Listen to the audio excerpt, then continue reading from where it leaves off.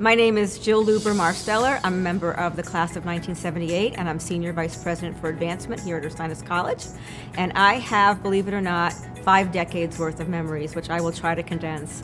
I was a student in the 70s, and what I most remember about that time period is our faculty-staff relationships, which I'm sure you've heard from many, many people, and the ability to grow and evolve because of those faculty-staff relationships.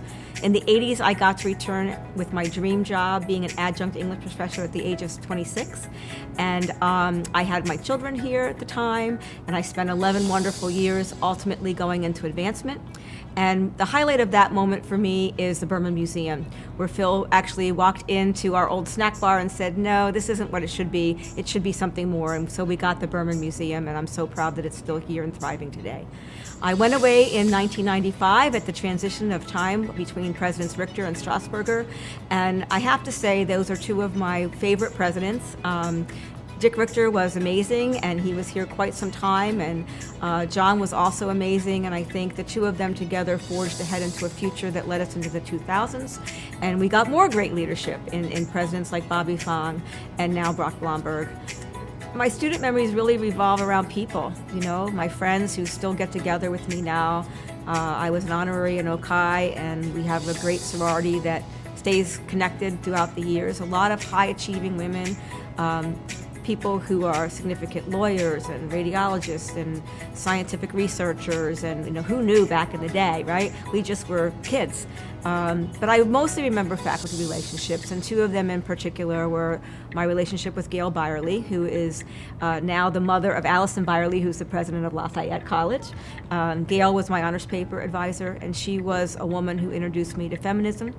And my honors paper, which I did with her, was on whether the 19th Amendment, giving women the right to vote, changed how women were portrayed as protagonists in short stories of the 1920s. Say that fast. She challenged me, and she introduced me to things I never imagined I would be introduced to or pursue. And Jim Decatur is probably my other favorite. He was just an incredible teacher. If I could be half the teacher that he was in terms of taking difficult, complex material like Shakespeare and making it relevant and relatable to you, then I would consider myself a fantastic success. He was just knowledgeable but affable and approachable. My favorite Decatur memory, though, is that despite all that, he came to class one day and none of us were prepared. Even his best students were not prepared. And he asked the best questions he could, and when the class was rather silent, he got up from his desk and he closed the book and he said, "It doesn't seem to be worth my time or yours today," and he walked out of the room. That was unforgettable, and of course, none of us ever came that unprepared to class again, and so highly unusual for him. My other favorite part of Decatur was you'd walk in to take an exam, and it wasn't just studying for an exam. It wasn't just what you read. He would give you a poem you'd never seen before and say, relate it to 2 of the Shakespeare plays we read this semester, and tell me why. And I love that this was broadening your mind and your critical thinking and all the things that liberal arts colleges stand for. I would also say at the time, since we were very known for the sciences and pre-med, I still say this, all boats rise with the tide. And our English department was stellar, and I think we were riding on the tails of the sciences in CMP, which doctors hate the word CMP. Chemistry, math, and physics is what it stood for.